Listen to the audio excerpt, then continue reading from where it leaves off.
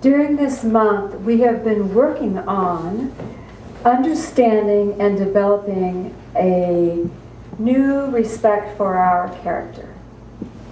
And so the first service, we talked about having personal choice, how to exercise our freedom to choose our realities. And last week, Patrick showed us how the effects of our character can create our world. So today I'm talking to you about the power of a humble heart. So, everybody's heard humility is good, yes? And we're taught when we're little children that we need to be humble. And in our consciousness, we have interpreted humble as being unassuming, perhaps. You know, quiet. Unaware of our own value. Yep, that's what you were taught. The dictionary defines humble as being modest or meek, which is having a moderate estimate of one's own talents and value and ability, and being submissive.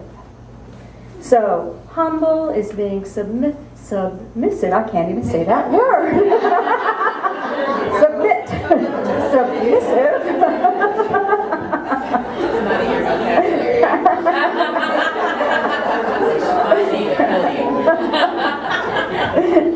Okay, submissive and not being fully aware of one's own value. So that's what we've been brought up to understand and to relate to as humility. We have seen humbleness as a space where we are denying our own power and our own value. Take a breath. Okay. Now we're going to look at it a little differently. Are you ready to redefine humility and humble-heartedness? Yes. Okay. I wanted to work on the tests at Heliopolis. Patrick took us there last week, so let me bring you up to date. Jesus is preparing to begin his journey with his people. The last 3 years of his life are spent teaching in his homeland. Prior to that, he was in India. He worked with the Brahmins and the Buddhists and a lot of different people, and he was learning. He was a boy. He was learning. He was gathering knowledge. He was loved by the people. He did rock some boats because he did believe everybody was equal. He did not believe in a caste system. And he was famous. He was famous. People loved him. They thronged him. He healed. He taught. He freed their minds. He was famous, this Jesus. So he's leaving that space of fame and getting ready to go home and getting ready to do that which is his to do. But before he does, he says, I want to go and I want to be tested. I want to endure and walk through what every man walks through. And so he submitted himself to the training at Heliopolis, which is an Egyptian mystery school. As Patrick told you last week, you know, he presented himself and they said, well, you don't need this. And he said, no, I want it. I want to know what man faces. And he began. The tests at the mystery school had nothing to do with learning the mysteries. They were all about developing character. And the tests would occur at different levels when he was studying something, trying to understand something. And from the side, he would be presented with an opportunity to act. And it is how you act that is your character. And that was when he passed his tests.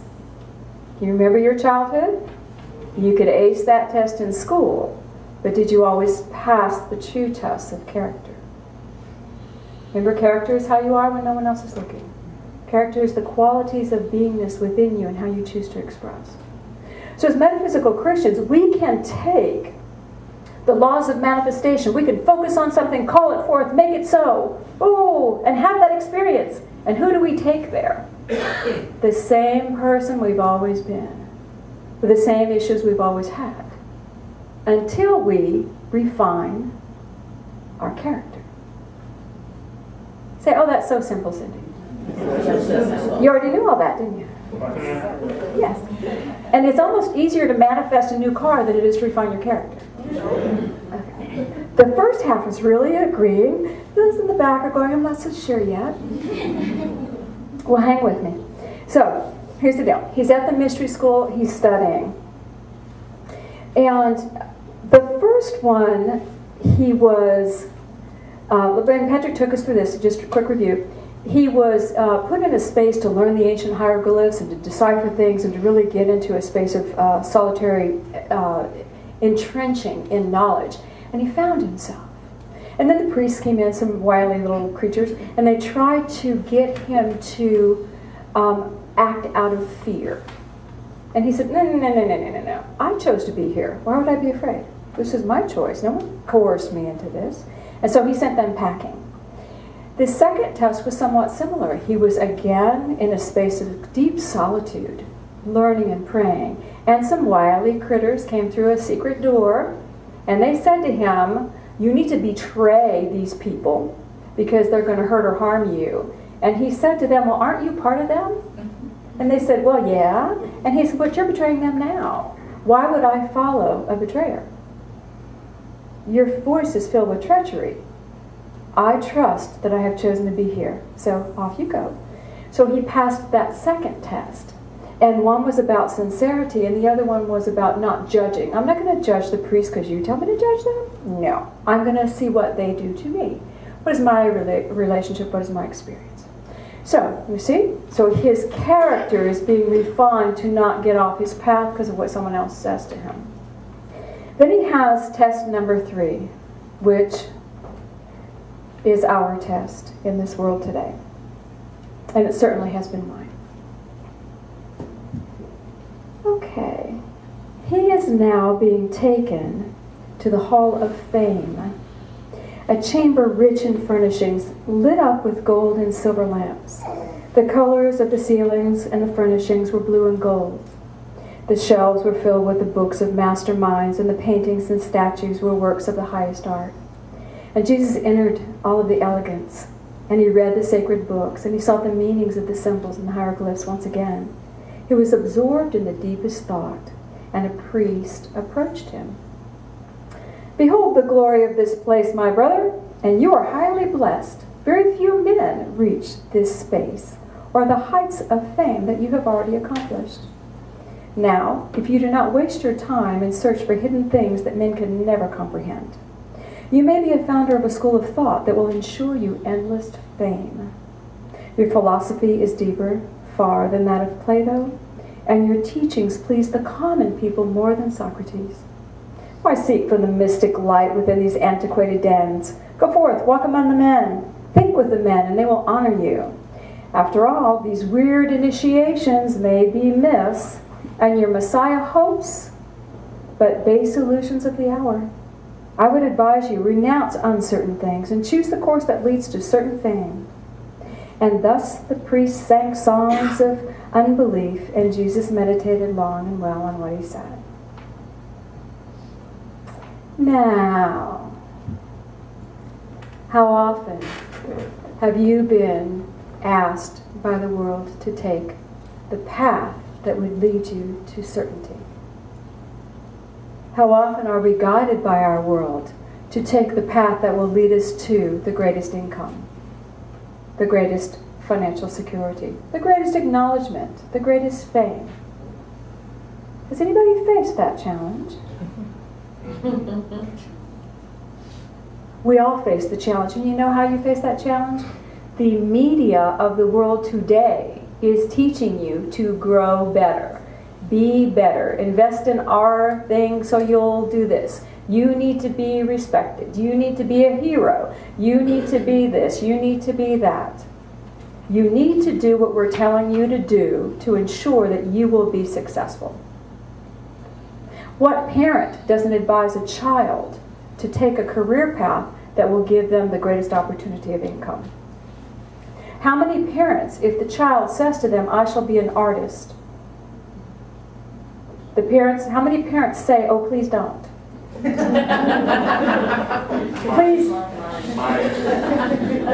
Please get your major in something else. Yes. You can minor in your art, but please major in business admin. Please major in finance. Please major in something that our world will recognize, because our world may not recognize the genius that you put on your canvas. This is across the board. Across the board, the world calls us to walk a path that will ensure us, wink, wink, success. Any seasoned people out there who have walked the path realize there is no insurance. It will all boil down eventually to your character. It will all boil down eventually to who you are. When we first started, oh boy, I was so good. I was just dynamic. I was fabulous. I was fabulous. You still are? Oh, yes, I am. Good answer. But I was healing. I was loving people. I was a part of a unity church that they probably had a 500 or 600 member base. I was the Wednesday night minister. I had in attendance 80 to 100 people every Wednesday night. I did an hour and a half program. I was awesome. I was just awesome. And I was approached all the time. All the time. One young man came to me and said, Cindy, I love what you're teaching. It's cutting edge and we need it in the world. And I am a movie or a TV show producer and let me film you. I'll get you on the air. You're going to be rich and famous in no time. But the one thing is you cannot interact with your audience any longer. Well, I was doing an hour and a half hands-on teaching thing. Your audience is your interaction. And I couldn't do it. He said, no, you have to. And I said, I can't. I just can't do that. And then another lady came and said, Cindy, you're so good. You need a stick, girl. You need a stick. You know too much. You talk too much. You teach too much. You need to find one thing that you really love. Just one thing.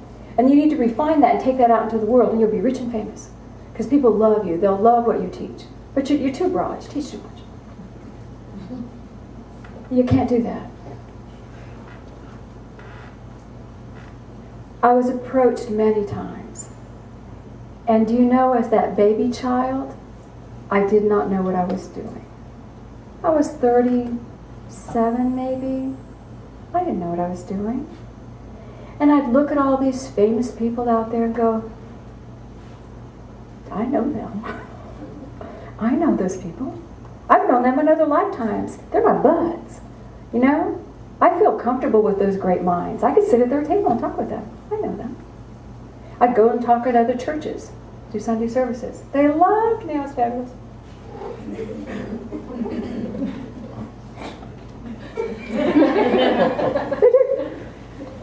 And it wasn't until I got an invitation to apply to be a senior minister that I even entertained the thought of a pulpit.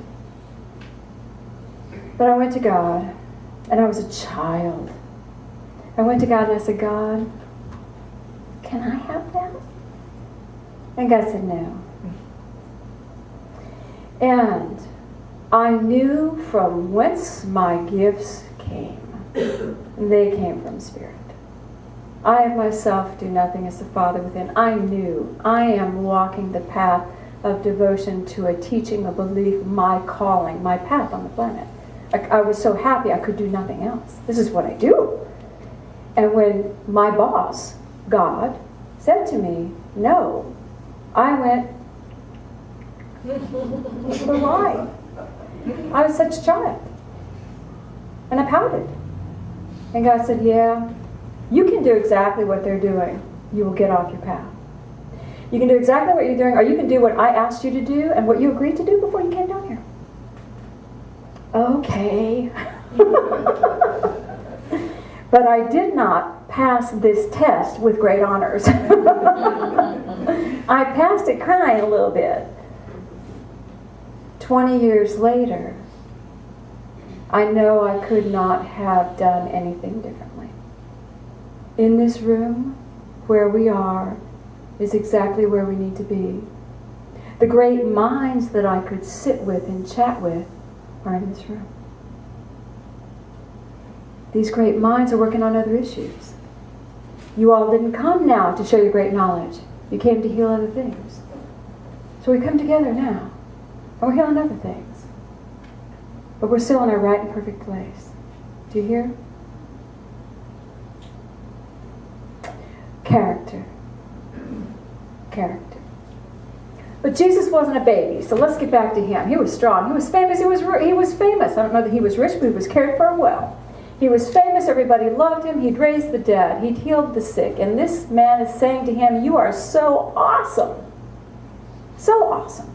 You could start a school that would stand the test of time, and people could go to that school and learn all that you know. Don't you think that was hard for him? Are y'all resonating with times when you have been really invited by the world to step into a path that was very enticing to you? Okay.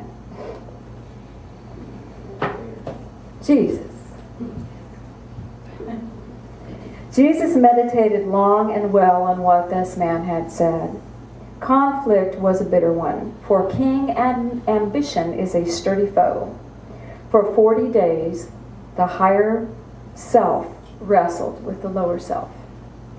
And then the fight was won. The lower self, how we see ourselves in the world, our survival base, how am I going to make it? The higher self, the dreams, the aspirations, that connection to our spirit.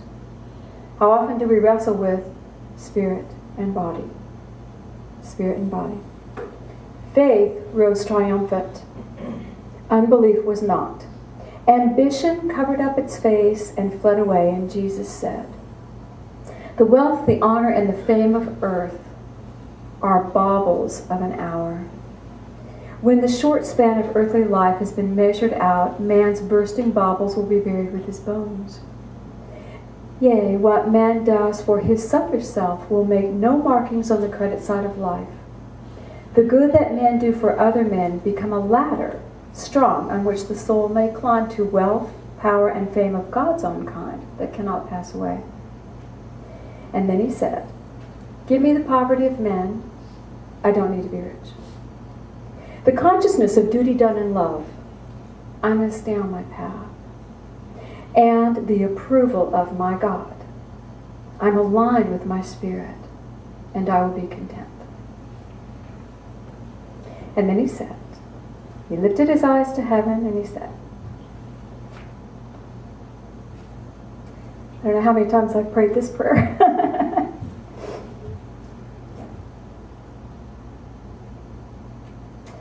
My Father God, I thank you for this hour. I ask not for the glory of myself. I would be a keeper of thy temple gates and serve my brethren. And that is enough.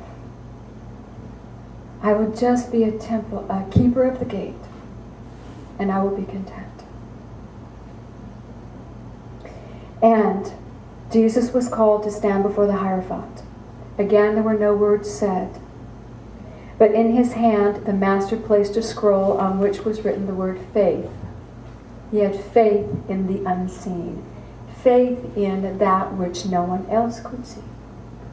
And, listen to this, Jesus bowed his head in humble thanks and went away. It's the only time they say he accepted any of the graduation certificates in humble thanks. Humble, the humble heart. We think the humble heart is denying self, but it's not. The humble heart is the heart that does not need the world to validate it. The humble heart is the heart that knows who it is, even if it doesn't know all that it is. But it knows, as I stand here in this moment, this is who I am. And your validation of me does not change me. It does not change me. Can y'all feel that energy? The humble heart.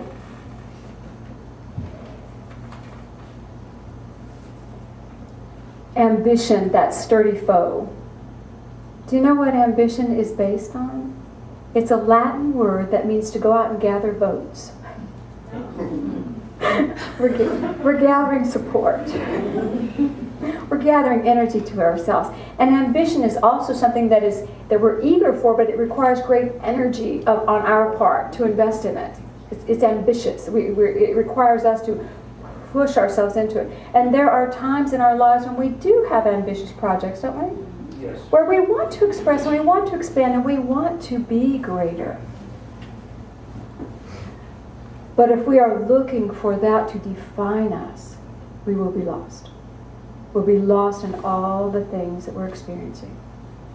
When we start with a humble heart to define us, that's where we define ourselves, in that humble heart. This is who I am. The humility is not about denying self. It's really about owning self. Humbly, we own ourselves. There is nothing submissive about being humble. You never want to go up against a humble heart. They are immovable. There is nothing submissive. They're solid. And a humble heart is always open to a greater truth. They're open to a greater learning. Why? Because they know what they know. They know what they know, and they're ready to know what they don't know. When we are still trying to validate ourselves in the world, think of the word validate. I seek validation from you. You need to tell me I'm right. That's validation. If I'm doing that, I'm not teachable. I'm picking only the people that will tell me I'm right. Those are the only people I'll play with. But if I'm certain of myself, now I can play with many diverse people. I can listen and talk and enjoy new ideas and greater energy.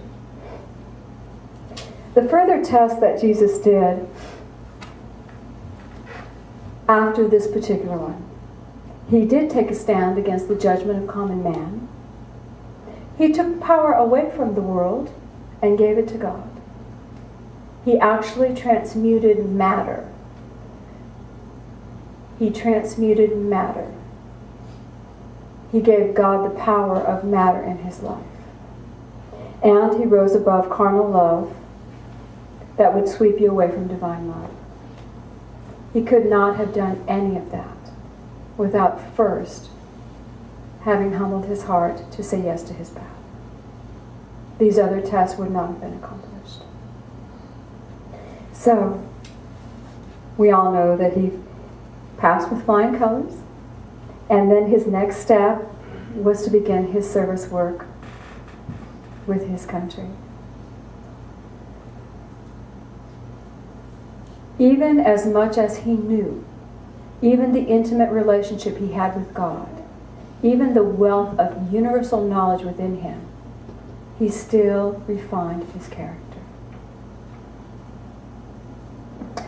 As metaphysical Christians, we're always looking for cause, aren't we? Oh, what caused that in my life? Let me change that. You know, we're looking for cause and effect. We're trying to manifest. We're trying to learn more. If we just took a small amount of time just to be us, and we try to be love all the time, but sometimes that's hard. Maybe just to be us, what's true for us. And not let someone derail our ideal of us. We would really begin to see the character that we are. And we're all different. Some are strong, some are dynamic, some are beautiful and harmonious. We all are unique children of God.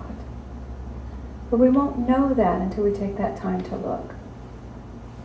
Developing our character, who we are, when it's just you and God. Who are you? And then taking that into the world and being that always. Doesn't that sound like so much fun? All right. Well, let's take a moment just to take it in.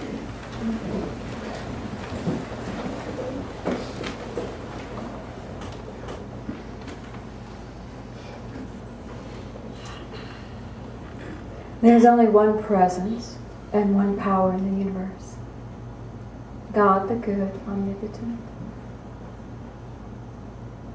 And in this good, we are all born children, radiant. God, we ask that your love totally fill this space. And I ask that each one begin to feel their space in your heart. Their connection, their oneness. When I would ask you to take your focus now to your own heart center. And just begin to feel the energy and the fabric of your heart. You may see a color. You may just feel a vibration. You may hear words. Who am I? When it's all said and done, when there are no more challenges, who am I? And begin to move deep within the heart and see a radiant light emerging, like a crystalline energy of pure love.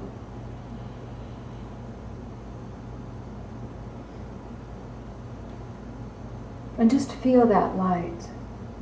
Some may feel its unformed, pure potential. Some may feel a definite shape, a definite identity. But feel the purity of the essence of who you are. Breathe, and let's just imagine that purity can begin to express out through your body and into your world.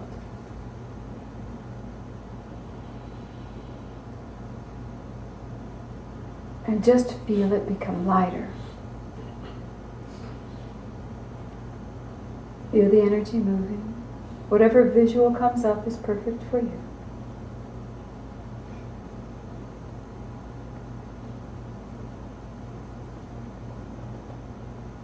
I am this light. I am this light. Breathe and feel your gratitude for the love the universe has for you. And God, we open our hearts and we are so grateful. Humbly grateful for all that has been given. Humbly grateful for who we are. And we ask to learn more. We ask to be open to the wealth and the knowledge of the universe. And just feel it showering over you, knowing you'll understand it when you need to. But allow your focus now to come back to the body, to the chair that you sit on.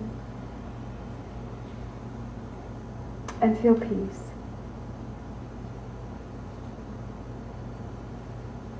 I am at peace. And I thank you, God. And so it is. Breathe. And you can gently open your eyes.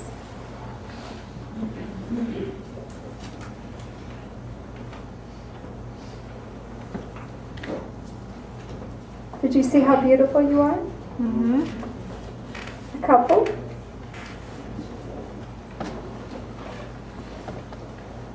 For your homework this week, try to act as if you are radiant. Act as if everybody loves you. Why wouldn't they want to know you? You are fabulous. Act as if you have a great gift to give. And you can't wait to hear what other people have to share as well. Can we try that? Mm-hmm. All right. Say, yay, God. Yeah.